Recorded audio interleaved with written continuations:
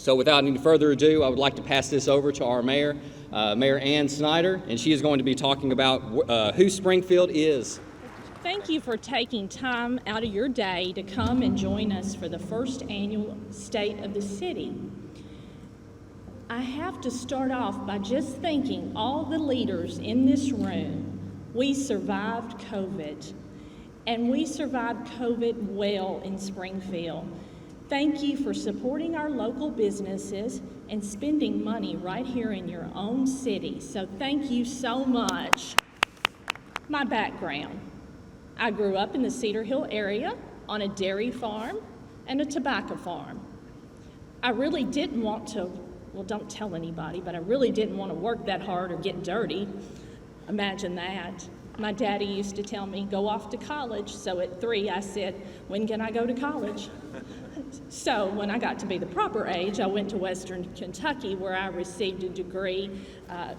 I know we have some fellow Western Kentuckiers in the room, so yes, you may clap. I went off and got a degree in finance, came back to town, and then I've been in the financial industry for over 20 years. I work at the Farmers Bank. Yes, I have 2 jobs. I get that question a lot, are you still at the bank? I've been with them for 15 years, where I serve as the manager of the Memorial Branch, and also do lending, do mostly commercial lending. So I'm out in the community a lot with that role. I go to the First Methodist Church where I've been there for over 20 years. I've been in politics for 12 years. I got in this by accident thanks to the Robertson County Chamber. We had a little argument with some folks over building a college. So somebody said, if you're mad, run, be an alderman. So I did, and here I am today, 12 years later. Who's the city of Springfield? City of Springfield, we're full service. Like some of the other forms of government, they don't provide you with your water and your electricity.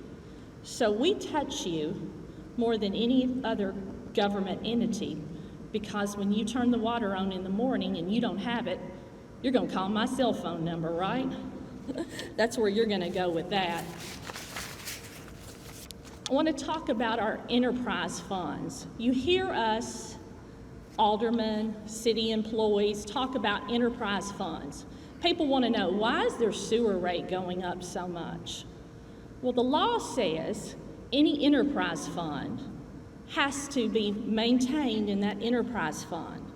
So if you provide a goods and service for a fee to the public, you can't commingle any of that money with other money. You can't put the electric money in with the water money. So that fund has to take care of itself. So that answers a lot of the questions that I get out on the street, why we can't move money from one place to the other, because the electric department, I'm picking on the electric department because Steve Sachs is not here today. We can't commingle those money. That's the law. Our electric department has 162 miles of electric distribution here in our city. We have 5 substations throughout the city. We provide electricity to 8,400 residents, 1,300 industrial and commercial customers. Our gas department serves 8,500 customers in Springfield and out in the county, which means we have 375 miles of gas line throughout the county. I can remember growing up and we received the gas line coming through our community, and it was such an exciting day. I love my gas products in my house. I have all gas products. I love to use that stove that's gas. Water department is also an enterprise fund. We provide high-quality drinking water to residents throughout Springfield and throughout the county. We have 13,371 customers. 5,700 of those are county customers. Our sewer. I'm going to let the boss up here, Mr. Ryan Martin, talk about sewer. I'm going to ignore that subject because if you read the newspaper, you know the sewer rates are going up. I've learned more in 12 years about sewer than I ever thought I would know. When they turn the lights out at City Hall for our meeting and they start showing the pictures of the sewer and they're running the cameras down, and we've gotten to see some of that. Ms. Arnold's here, one of our aldermen, so we've learned a lot in a short period of time about sewer, so I'm gonna let him cover that subject. Our Public Works Department, that's one of our general funds. What's Public Works do? They pick up our garbage. That's very important every week at my house, and there's only me in that house, but I still have a lot of garbage, it seems. They also take care of our streets and recycling for us. We have 101.42 miles of city streets. Now, if you have a problem on Memorial Boulevard, Tom Austin Highway, Highway 76, call Dr. Kumar. He's in the room because the state takes care of those. Sorry, I threw you under the bus, Dr. Kumar. We thank you for everything you do for us. Jokes aside, you represent us well down on the hill, and thank you. Our parks. I will say we have the best parks in the state of Tennessee, don't we? 268 acres of parks. We have Martin Luther King Park. If you haven't been out there lately, we just opened a new playground and a splash pad. If you put on your swimsuit, go out and play when it's a hot day. It's so fun to go out and see that park. Travis Price Park, we just recently opened the disc golf out there. And of course, we have all the ball fields at Travis Price Park. We have Legion Fields. We have Gardner Street. And we have the Greenway. Now, if you hadn't been out to get any exercise, I would encourage you to go walk on our Greenway. Is it not gorgeous? I would ask for a show of hands, but I'm sure somebody in the room would chastise me when I'm done that's been out on the Greenway. But get your exercise. It's beautiful. You can go out there and fish too. I see a lot of people enjoying the fishing when I'm out on the Greenway. Our police department. We have 36 police officers, a total of 45 in that department, and they do a great job. And I'm so proud of what they do. And I also want to thank the gentleman sitting up here in the front from the Robertson County Sheriff's Office, because we don't do it alone. They help us out too, so we tend to forget that. So we love what you do for us, and we thank you for your partnership. Our fire department, we have an ISO rating of 3. Well, what does that mean, Ann? That sounds crazy. Well, that means we get better insurance rates, and we're all about saving money, right? We get better rates because we provide a quick response, and so we have the ISO rating of 3, so that's important to remember. We have our Community Development Department and our city engineers. They implement the regulations and the zoning, the subdivision codes. One of our great assets we have in the city of Springfield was built in 1996, and it is our Raymond Floyd Golf Course. That's managed by Cornerstone Golf Partners, and we're number 2 in the state of Tennessee for public golf courses. If you haven't been out and played golf lately, it looks great. If you want to play some bad golf, call me and I'll play. I want to take this time right now to introduce our department heads, because they're so important to us, and you see them out in the community and in their different roles. So I want to make sure that you know who they are.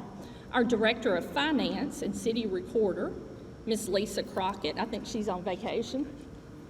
Our Director of Gas, Greg Riddle in the back. Please stand up.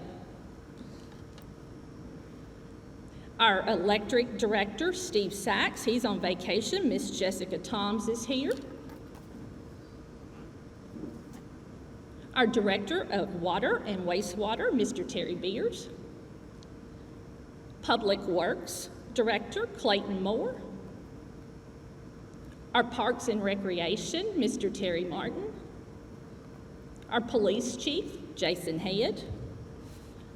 Our Fire Chief, Jeff Glodowski, and Mr. Joe Boland is here as Assistant Chief. Our Community Development and City Engineer, Mr. David Brewer. Thank you for the jobs you play, the roles you play in Springfield.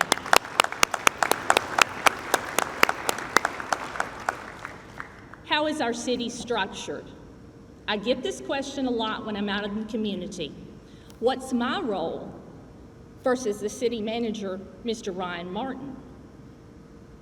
Our roles are different according to our charter. It tells us how we'll run the city. The mayor's role is to manage and preside at all the meetings. Mr. Martin's role as city manager is to handle the day-to-day operations of the city of Springfield, which includes the hiring of the staff. I get that question a lot, and I'm so thankful Miss Gina Holt, our last city manager, a retired city manager, I think her words were to me, I've prayed over this subject, and I want you to think about this. What do you think about Ryan Martin? Sorry we took him from the county. He's doing a fabulous job in his role, and we're so proud of him, and we're so proud that he comes right here from Robertson County. He had to go off to UT to get his degree, but he came back to us, so I'm so glad that Ms. Holt, our former city manager, prayed over that subject because we're very fortunate to have him. How many employees do we have in the city of Springfield? 259. 255 are full-time, and 4 are part-time. Our HR budget represents 22.4% of our expenditures. We're doing a good job of managing that HR budget. How do we get our money?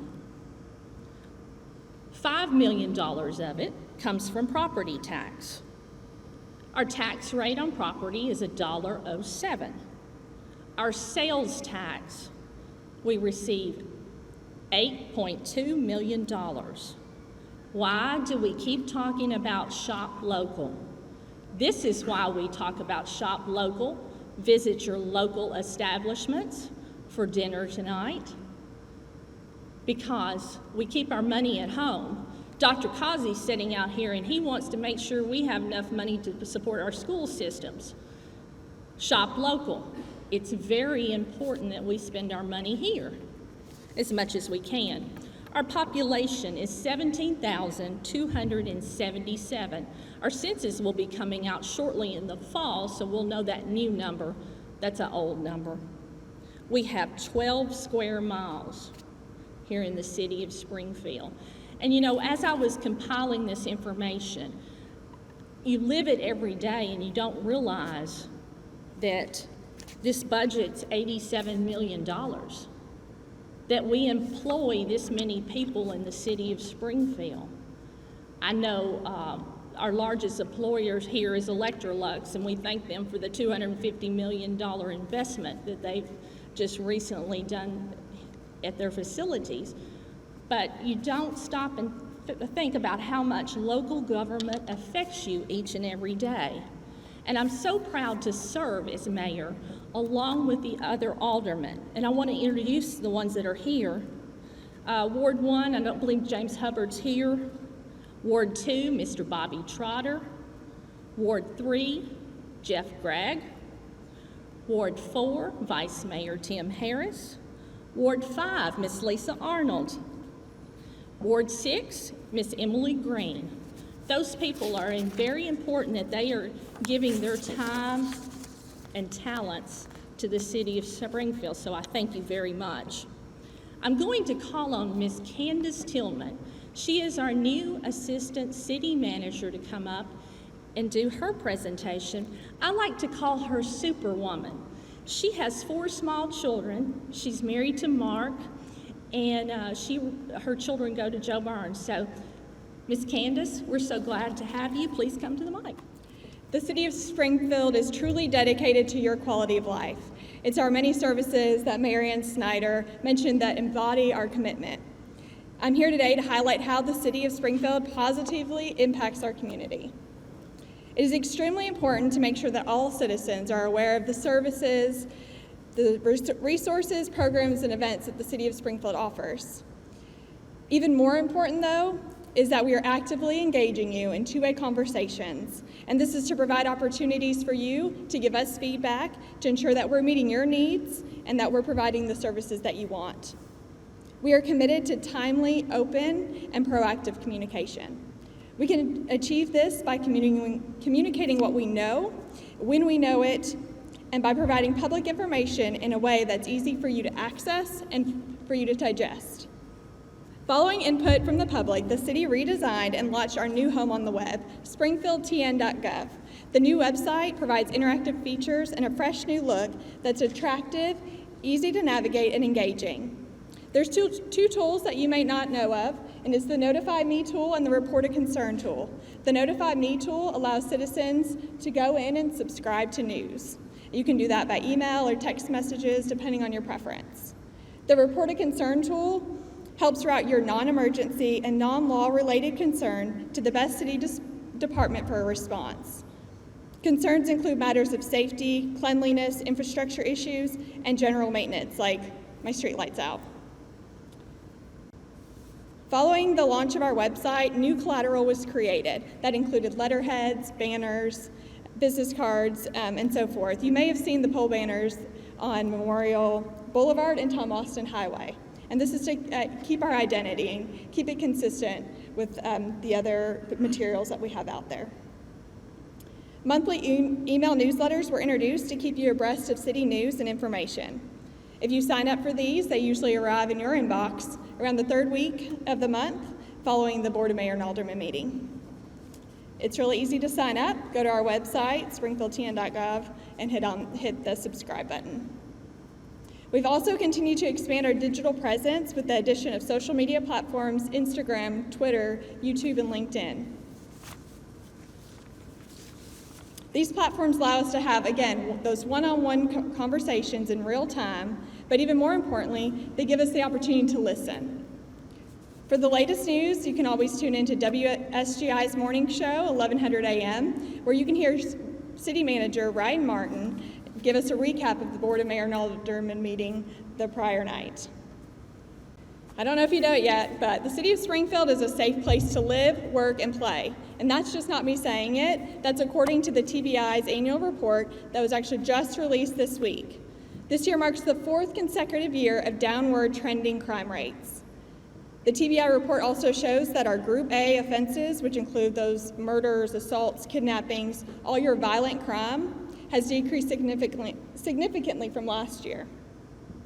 And according to this data, the City of Springfield is safer than Clarksville, Lebanon, Smyrna, Murfreesboro, Columbia, Mount Juliet, and the list goes on. Not only do we live in a safe city, but our police department is highly effective. According to the report, the Springfield Police's clearance rate is 71%. This is just a slight increase from last year's rate of 68.59%. We have the second highest clearance rate of any other city similar in size in Middle Tennessee. And that is outstanding. And so what does that mean and why is that important? Well, it means that our police department is able to solve and resolve 71% of all the calls that come in. And just for comparison purposes, many other cities across the state have a much lower rate and they barely meet 50%. So this means our police department is effective, more effective than Brentwood, than Franklin, than Lebanon, Mount Juliet, Alcoa, and again, the list goes on. So we should be very proud of our police department. While we have seen a 24% drop in overall crime in our city, we recognize that Springfield, like much of the rest of the country, is experiencing an increase in overdoses. In Springfield alone, we have seen an increase of more than 30% of overdoses from last year. These have been mainly attributed to fentanyl abuse. Our police department continues to work diligently, and as of late, the narcotics unit has executed 15 search warrants and has made 90 drug-related arrests to date. They have seized more than $48,000 in cash from the proceeds of illegal narcotic sales, 14 firearms, and over $45,000 worth of narcotics, and that includes methamphetamine, fentanyl, marijuana, heroin, and cocaine. I do not do these, so I don't know how to say them. The city continues to foster the relationship between our community and police and has made great strides to strengthen the public's confidence in our officers. In February, a new community engagement officer position was created, and Officer Jerry Long has since become a familiar face all around the city as he serves as a liaison to our businesses and for community events. Body-worn camera systems were implemented to further document interactions between citizens and law enforcement officers. And just announced this week, the Citizens Police Academy is returning this year. This free 9-week program allows those that live, work, and go to school in Springfield the opportunity to see firsthand what it takes to protect our citizens. You can sign up on our website, you can download the form and apply. The deadline to apply is August 16th. The Springfield Police Department also received a 4th accreditation award by the Tennessee Association of Chiefs of Police. The city's police department is one of only 9 other law enforcement agencies in the state of Tennessee to receive this designation. The city of Springfield continues to improve the quality of life for you by providing new and better services and facilities. We are only able to do this because we're not working alone. By encouraging public and private partnerships, we're able to increase our investment. Public-private partnerships usually lead to larger, better projects and often result in faster completion times. They also allow government money to be redirected to other important areas. In 2018, the city allocated the remaining money that was designated for the renovation of ball fields at Travis Price Park to a dog park at Garner Street Park. That was $10,000. It wasn't until resident Chantel Gonzalez rallied the support of businesses and residents that the project budget doubled to $20,000. But she didn't stop there. She actually applied for a dog park dash grant, and the city was awarded $25,000 to enhance the dog park. Our Sunset Concert Series expanded to what we all know today as First Friday Night Markets. After partnering with the historic Springfield event coordinators, each month, the Springfield Parks and Recreation provides musical entertainment while they provide vendors, food, and activities for all ages. The banners that you may have seen downtown encouraging residents and visitors to shop and eat local were donated by the same group, and our Springfield Electric Department actually hung them on our poles. Springfield's Parks and Recreation's free fishing rota continues to grow as they add more and more partners willing to provide generous donations to the kids. They do their best to make sure no child leaves empty-handed, regardless if they were successful in catching anything. Free Movie Fridays, the city's free movie series, has grown since it was first introduced in our parks. You're able to enjoy free movies because of the generous grant Walmart of Springfield provides each season. We've also partnered with the Robertson County Fair Board to have the event held at their facility, where they provide food vendors and more activities for other event goers. In April of this year, we recognized our city was in need of attention, and our Public Works Department rose to the occasion. They organized a citywide cleanup with the help from TVA, local businesses, employees, and the public. Together, we were able to remove more than 5,000 pounds of trash from our streets in a single morning. We knew we needed to do more than a single event. Roads need constant upkeep, and that's why they decided to launch a new Adopt a Street program. This program provides individuals and groups the opportunity to clean a section of roadway in exchange for a sign that recognizes their contribution and the service to help keep Springfield beautiful. In April, the city cut the ribbon in Springfield's first ever disc golf course, one that was made possible thanks to a generous donation of equipment by Disc and Disciples Disc Golf Group. This course is expected to expand to a full 18 holes very soon. And just earlier this month, we celebrated our nation's independence at Freedom Fest with over 7,000 of you. It was made all possible and free thanks to the support of partnerships. Grace Baptist Church provided a stage full of musical entertainment, including 15-time Grammy Award winner Ricky Skaggs, as well as countless volunteers. The Robertson County Fair Board graciously opened its doors to their beautiful, centrally located facility. It was Vulcan Materials that provided a safe location for the fireworks display, and the Robertson County Economic Development Board, who showed its support for the community event by approving a $10,000 grant request. It was the vendors, the local businesses, and all the organizations that provided delicious food, a great shopping experience, and activities for all ages. We are so excited to be partnering with the Kiwanis Club of Springfield to build a skate park at Gardner Street Park. The club has already raised $50,000 to match the city's investment of $50,000, but they're in need of additional support. And if you haven't seen it yet, go to their Facebook page. You'll see our very own skateboard expert, Terry Martin, and he's going to encourage you to give some money. And lastly, this very event, we're here today. It is a true example of how public and private partnerships can, and how impactful they can be. Thank you, Kiwanis Club of Springfield and Springfield Rotary Club, for working together to coordinate this event. Thank you, Stratton Imaging, for making this available to those that are not able to be here today. Thank you to the Robertson County Chamber for helping us spread the word and for allowing us to use your linens. Thank you to North Nash Catering for the delicious food you prepared. And thank you to each and every one of you for taking the time to be here today. Remember, we are committed to you and dedicated to the quality of your life. This is who we are. This is not his Springfield or her Springfield. This is our Springfield. And together, we can continue to work to achieve our goals. So it is my pleasure to introduce our city manager, the example of a true public servant, Ryan Martin.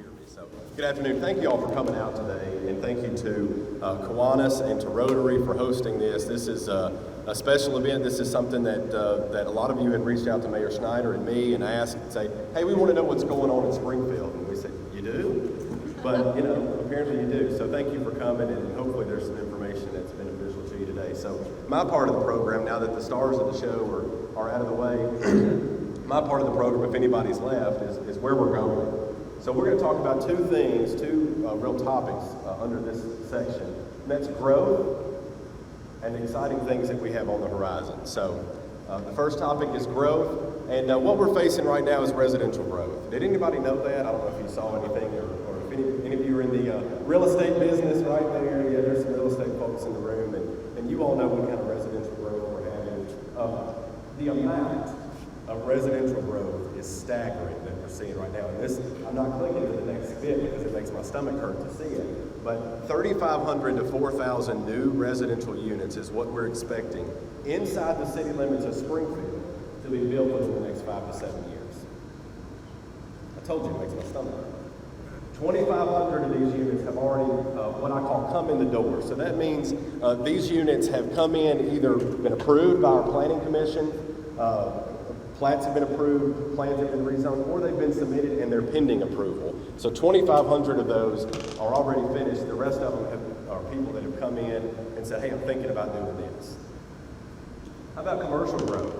So this is an important point that we want, which we try to tell people and help them understand. I think most everyone in Springfield does understand this, but rooftops bring new commerce. So when we talk about the words Target, and when we talk about the word, Publix, and even though, we have a phenomenal Walmart, a great Kroger store, we have some really good big box retail in Springfield, but people are talking about Target and talking about Publix. The rooftops are what's going to bring those names. You can't get there without the rooftops, especially since we're already saturated. So we engaged a retail recruitment firm in 2018. And what they did first, they did two things. They did a retail trade area analysis. So they wanted to see where are people coming from that are shopping in Springfield. Okay, that was the first thing they wanted to see. And that was surprising to me to see what our actual retail trade area looked like. The second thing they did was a retail gap analysis. So what they looked at with the retail gap analysis is, why are people leaving Springfield to go shop? What are they going to do when they leave Springfield? Where are they going? And you can tell some very scary and creepy cell phone data where we're all going when we leave Springfield and where we're shopping. So that gave us ideas of who do we need to target. So our top targets right now are dining establishments, okay, department stores, and entertainment. We hear that a lot about the need for family-friendly entertainment in Springfield. So I want you to know that we're targeting some of those chains, some of those stores right now. And if any of you in this room would like to make an investment in family friendly, and open one of those, we'd love to chat with you afterwards. So we'll be around here if you want to open a steakhouse or an entertainment venue or entertainment family friendly, one of the jump houses or trampoline houses.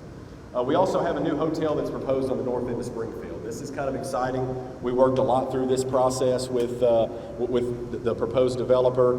We think that hotel will be uniquely situated to service both our North Industrial Park and the airport. Hopefully you've been out and seen the new airport terminal and how beautiful that is. We have a lot of corporate traffic that's in and out of that airport.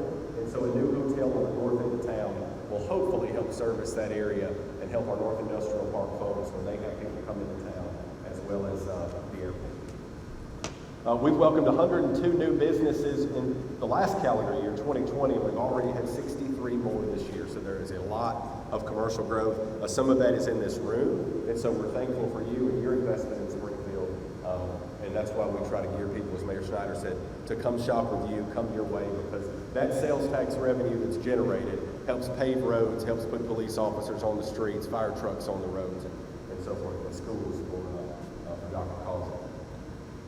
So we have opportunities and challenges with the growth, and I think we have to be realistic about both of those things. What we need, and one of the challenges and opportunities both that we face, is the need for quality growth. And I want you to know that we are working, your Board of Mayor and Aldermen and your staff, the city staff is working to ensure the proper safeguards are in place to facilitate quality growth. So what is that? Well, Ryan, what do you mean when you say quality growth? It's responsible growth. It's growth that does not compromise the quality of life. So when we talk about quality of life, we're talking about things like crime. We're talking about things like infrastructure and the services that we provide and those amenities. That's what we want to protect. The growth is coming, y'all. I mean, everyone knows this. What's happened in Middle Tennessee over the last probably 20 years, what we've seen south of Nashville is now here, and we see that in those residential numbers. And so we want to make sure that we accommodate that, because they're coming regardless, and our real estate folks want them to come because that's more transactions for them, and we support that, but we want to make sure it's done in a responsible way. And hey, we want to retain our identity. This beautiful, beautiful downtown square out here with the beautiful courthouse, we want to retain that identity, that historic feel of Springfield. So we can have big boxes, we can have a corridor of big retail, but we want to make sure that at the end of the day, we still know each other and we still retain that identity. And so we have a lot of new people that are coming, and some of you are in this room that have come to Springfield in the last 3 to 5 years, and we're glad you're here. And hopefully you've jumped right in, and most of you have if you're here, I presume you have. And so we're just glad everybody's here, but we want to retain that identity. That's why people move here, and we want to retain that and make sure that people still want to be in Springfield.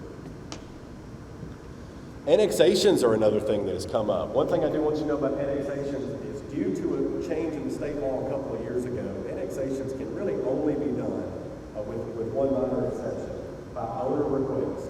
So cities aren't just running out and taking, property anymore. That's not happening. That's not, there was just changing the law to stop that. And so these are done, the ones that we've done and are doing are by owner request only. We've completed 3 within the last year, and we've been approached about several more in the coming year or two. David Brewer, our community development director and city engineer, he just loves annexations, don't you, David? They create a little bit of a headache to put the things together, but we're excited. So not only are we growing within, we're growing outside of Springfield. The actual boundaries of Springfield are getting larger. Infrastructure. Mayor, you left this one to me, didn't you? Okay. So there's a live shot that I can show you. We got a photo of what happens inside City Hall whenever infrastructure gets discussed. And that's about what City Hall looks like when we discuss infrastructure. And growth obviously places a strain on our infrastructure. Whenever you grow, that's going to be more people that are wear and tear on your streets. It's going to be your sewer capacity, because more people are flushing toilets and running water, and that sort of thing. So there's a greater strain on your infrastructure. Sewer is one of those where we've had the most challenge. Our electric utility is in really good shape. Our gas utility is in really good shape. Our wastewater utility or sewer is where we've had the biggest challenge. So we were under, let me know, we were under an EPA mandate to complete repairs and upgrades to our collection system. There's 2 facets to a wastewater system. There's the collection system. Those are the pipes that are underground when you flush the toilet, where that water goes. Okay? It goes through those pipes and carries it to the second facet of that system, which is a treatment plant, the treatment facet of that operation. And what we have to do is we have to take, when you flush that toilet, we have to take that water, we have to get it and deliver it to our treatment plant so we can treat that water and return it to the environment safely. So we've spent over $60 million just on our collection system since 2012. We are about to be finished with the EPA order to do so. We've completed all of the last project is under construction for what they wanted us to do. So we're excited to be rid of the EPA, I guess, if you will. Hopefully they don't watch this. So our treatment plant. So it's kind of a double whammy. And this is where when we talk about sewer rates and we talk about the issues that we've had, our treatment plant is 37 years old. The average life of a wastewater treatment plant is about 35 to 40 years. So guess where that number is, right? So we had the option, our consultant studied that and had the option of putting about $15 million into our wastewater treatment plant and hopefully getting another 10 years out of it, or we could spend 25 to 35 million on a new one that's going to last 40 years. And our board of mayor and aldermen and staff heard from those people and ultimately decided to pursue a new treatment plant because we didn't want to gamble with $15 million of our wastewater money and it'd be a bad gamble, and in 5 years the concrete failed and the plant can't be salvaged. So we didn't feel that was a wise decision, and we didn't recommend that to the board, and they accepted our recommendation, and they're pursuing a new treatment plant. So what does that mean? That means there's $60 million and another 25 to 35 that's having to be paid off, which is why we have the highest sewer rates in the state of, or in the Middle Tennessee, not in the state of Tennessee, but in Middle Tennessee, and we know that. And hopefully, it's my hope and goal and prayer that one day we're going to be able to reduce those and bring those down once some of that debt gets paid off. But the consolation is we talk to cities all over Tennessee, especially in Middle Tennessee, and in Middle Tennessee, sewer is the number one deal because everyone's had that growth, everyone's had that strain placed on their infrastructure, and so sewer is the issue.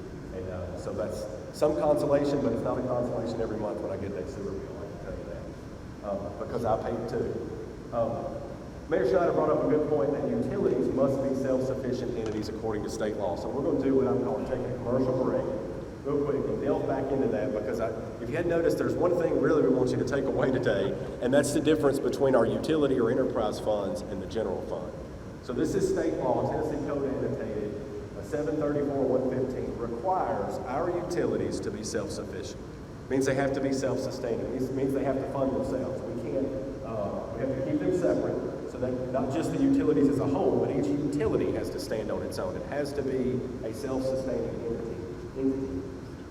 So that means, as Mayor Schneider said, no commingling or moving funds between what we call our ratepayer funds, okay, which are our utilities, and our taxpayer funds, which are our general fund.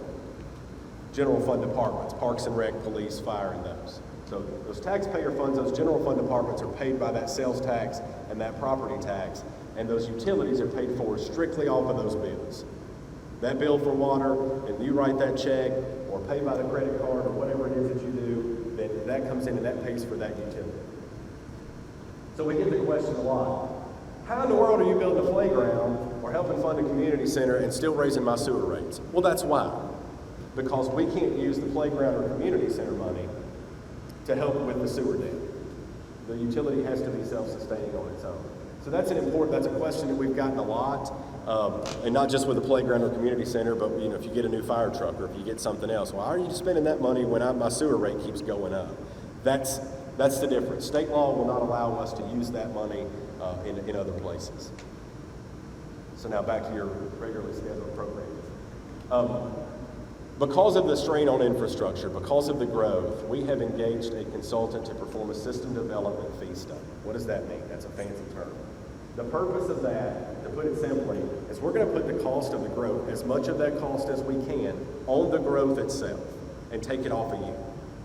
That's what we want to do. We want to take the burden of the wear and tear on the streets from the new subdivisions going in, from the wear and tear on the wastewater, the sewer infrastructure, or what we're having to build. We want to take that burden off of you, our current ratepayers, current taxpayers, and put it on the growth. So we have to study and see what makes sense to do that. And so we're currently in that process right now. As I said, that reduces that burden. Okay, we can get off of infrastructure and sewer. Made it. So some exciting things to come. This is some good news. So, hey y'all, Springfield, it's a good time to be here. It's a really, really good time to be here. It's a great time to be a part of something special. I think they mentioned, I'm born and raised here.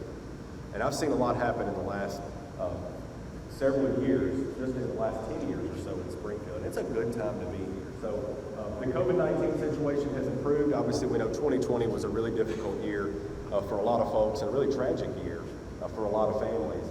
But one thing that stood out that we learned, and we, it's hard to celebrate something coming out of a pandemic, but if there was one silver lining, is that the work from home economy, because you all know that Springfield and Robertson County is a heavy, heavy commuter base.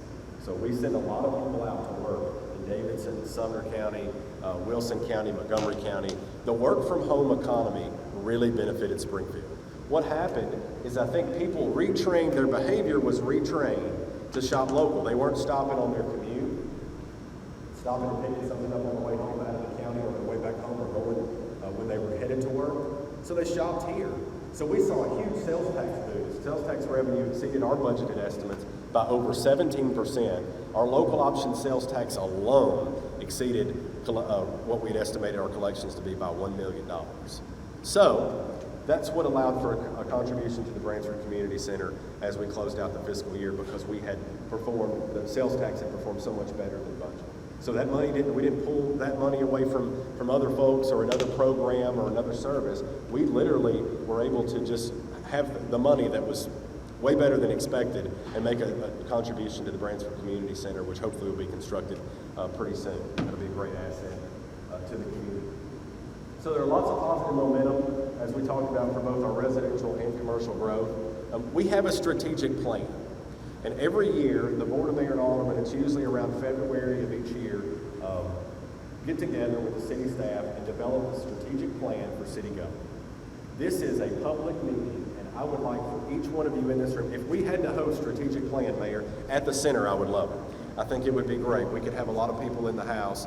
And but if you can't attend, we would love for you to reach out to us, the staff, reach out to your alderman, and tell us what you want to see in Springfield. Tell us what you want to see happen to Springfield, because that all goes into that strategic plan that we develop together. There are 7 components to our strategic plan currently. We don't have time to go through all of them, but some of the highlights we'll hit are repair and upgrade infrastructure. I thought I was done with infrastructure, but apparently I'm not. So obviously that's one of our big ones. Plan for the relocation and consolidation of city offices. This is something that we hear from you.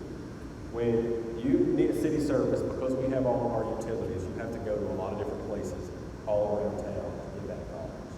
We want to ultimately, because we're growing and other things, we want to ultimately consolidate and be in one spot so we can better serve you. So that's part of our strategic plan. We're doing that research to figure out what that's going to look like in the future currently. Another highlight is to build a citywide fiber network. So through our electric utility, we're uniquely situated to build a citywide fiber network. Okay?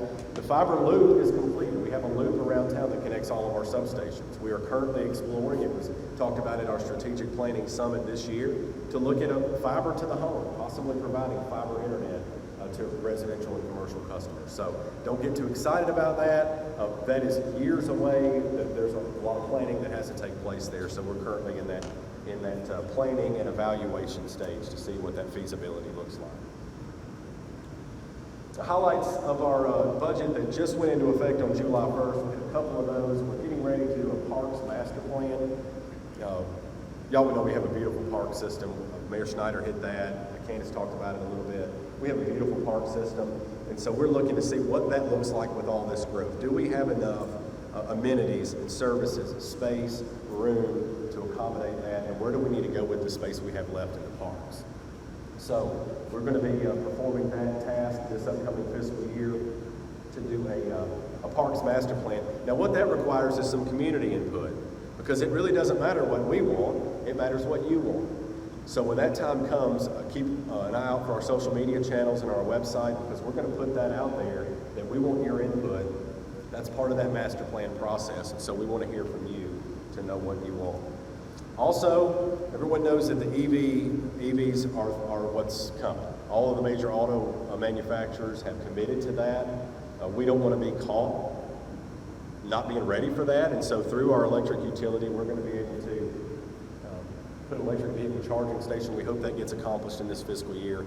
We want to have an electric vehicle charging station in Springfield. We know I think there are a couple at North Crest and one or two others around town, and we want to provide some of those in the public parking lots as well. To wrap up, I wanted to share with you our mission statement. This is what drives what we do, and it has three facets to it. The mission of the City of Springfield Municipal Government is to provide, first, efficient, cost-effective services that meet the needs of our citizens and our customers outside the city. Because of our water and gas utilities that go outside the city limits, we have customers outside the city that we serve. The second facet of that is to enhance the public perception of the government. We want people to have confidence in that we have integrity and that we're not wasting your money and that we're doing things the right way. So we want to enhance the public perception of the government and improve the quality of life in Springfield. And we already talked about what those quality of life factors are. I just want to say this because it's important to point out, Mayor Schneider introduced some of them earlier, but we have a phenomenal staff.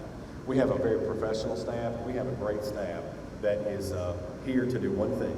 I say all the time, and I tell every employee that we hire and bring to the building now, that we all do one thing, and we're in the customer service business. And so our staff exists for one reason, and that's to serve you. And then my why. I get asked this a lot. Why do you do what you do? Because I didn't aspire to be city manager. It wasn't a goal of mine that I had. But let me tell you something. I love what I do, and I just absolutely get up in the morning excited to do what I do and serve this community every day. So I say often, I'm thankful for the Lord and the board for allowing me the opportunity to do this. But I'm from here. I covered that a minute ago. I'm born and raised here, and so I've seen a lot change in Springfield over the last, especially 10 to 20 years. And so we have a lot of positive momentum right now. And my goal, and my why, if you will, is to make Springfield a better place for that little guy who is my 4-year-old son, Luke, than it was when I came up. That's what drives me every day. And that's him, future city employee maybe, because he was helping us pick up trash. He had his yellow vest on that day. So, but that's my why. So that's why I do what I do. We had some community submitted questions. I want to introduce somebody now. Kara Zahn is our brand new, not just new, but brand new Public Affairs Coordinator. She started on Monday, so she's going to answer every single one of these questions. Okay, so we did ask the public to give us their input and ask us what they would like, what kind of questions they have. We did have a few multiple that were about the same thing, so we scaled those down. So we're going to pull those up, and then Candace and or Ryan will hop up to answer those questions. So our first is from Deborah. Why doesn't Springfield bring in other sit-down restaurants like at a couple of nice steakhouses or Cracker Barrel or anything besides fast food? So we talked about that. To recruit those steakhouses, first of all, we're recruiting anybody in the house today that wants to open one. So if you would like to, but our role in the process, I think that's important to cover because I see, and I really don't mean to call you out, Karen Shoemaker, but you are a supreme defender, I'm told, on Facebook of the truth. And so we appreciate what you do because the city's role is not to open a business, right? Our role is to try to recruit someone who wants to open a business, try to find those people. And that's why we engage a retail recruitment firm who literally are dedicated full-time to doing this and connect them with the property owner or landowner to make that happen. And so that's our role in that process. And so I think we covered earlier that we are trying to recruit, and we have some pretty good conversations going on. I really didn't allude to it because those deals with the retail recruitment firm and those companies they try to keep those, hush-hush when they're working on those. But we have a lot of momentum with that as well because of the growth, because of who Springfield is, because of who you are. And so we are recruiting some sit-downs. So Deborah, thank you for your question, and we are trying to recruit some of those sit-down dining. And hey, I'd be remiss if I didn't say we have some great sit-down dining. And so it's not that we don't have great sit-down dining here. I mean, I don't want to go through the list, but we have some phenomenal sit-down dining. The issue is we just don't have enough. That's what it really boils down to. And so that's why we're recruiting more, not because we're trying to compete with the restaurants that we have, but because we need more to serve more people. Next, we have Crystal, who's asked, will Parks and Recreation have any special needs sports in the future? Will the City of Springfield acknowledge that there are not any programs or activities for special needs kids to attend during school year and especially whenever school is out? The special needs community does not have enough support. You have to seek programs outside of the counties of Robertson County for special needs children to attend. Well, thank you, Crystal, for bringing that to our attention. We agree with you, and we see that that's a need. However, we did just open our first inclusive playground in Springfield, and that's for all abilities to play together. And so we are really, really fortunate that that has come to our community. But we see the need, and so I know Parks and Rec is even looking into some sports leagues. So just stay tuned, but we really appreciate you letting us know what you want, and we're going to do our best to do that. From Nicole, I was wondering if building a public community pool has ever been considered. The YMCA is a beautiful facility, but not something all families can afford. The town she came from had daily rates that were quite reasonable, $3 a person for residents and $5 for non-residents. It may not be a feasible option here, but thought it would be worth an ask. It sure would be nice to have a place to go on a muggy hot summer day. Also, a reasonably priced gym like Planet Fitness would be a great option for this community. Thank you, Nicole, for that question also. I think one of the things that we find out from some of our questions is that we don't do a good enough job sometimes getting the word out and getting our message out there, because those hot, muggy days, first of all, the YMCA has a wonderful pool, and the city used to have a pool. For those of you that have been around here a long time, the city used to have a community pool, and the YMCA can do that a lot better than the city of Springfield can. And the YMCA does have rates that are based on income, so if you're looking for a good place to swim, indoor or outdoor, the YMCA is the place to go. On those hot, muggy days, if you're not a swimmer, we had the splash pad. We opened the splash pad a couple of years ago, and that's a happening place out there at Dr. Martin Luther King Jr. Park. So we're out there. And then as far as the gym goes, we have quite a few options between the YMCA in town, between other gyms. And we even have a gym here at the center, and we have low rates as well. So I think we've got to do a better job, Nicole, getting the message and letting you know what's available in Springfield. And our last community question from Fernando. I would like to know what, if any, projects or future developments lie ahead and that will address the need for more family-oriented entertainment options for our city. There is very little for our young people as well as our middle-aged citizens to do in town anymore. So this will sound like a broken record, but we've got to do a better job getting the message out about what there is to do in Springfield. That's one of those things we see a lot too. There are tons of things for people to do in Springfield. I think we've just got to really all get together in this room and get that message out.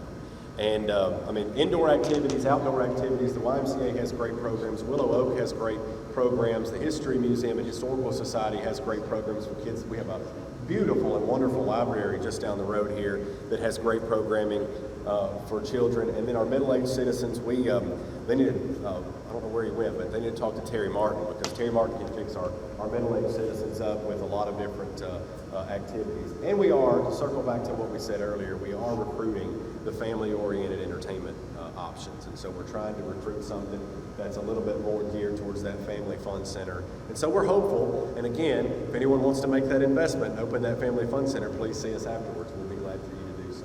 Thank you, Fernando, for your question. Our motto at Rotary is service above self. And as I look out in this room today, I see a room full of people that do that. I am born and raised here too. I moved away for a while, moved back with my family a few years ago, and I realize the thing that makes this place special is the people. And so thank you for what you do. Thank you for coming today and for caring. And I want to applaud these guys here for taking live rounds and answering the tough questions and being transparent. And we appreciate what they do and all the city leaders in the room. So thank you for coming. Travel safe and God bless.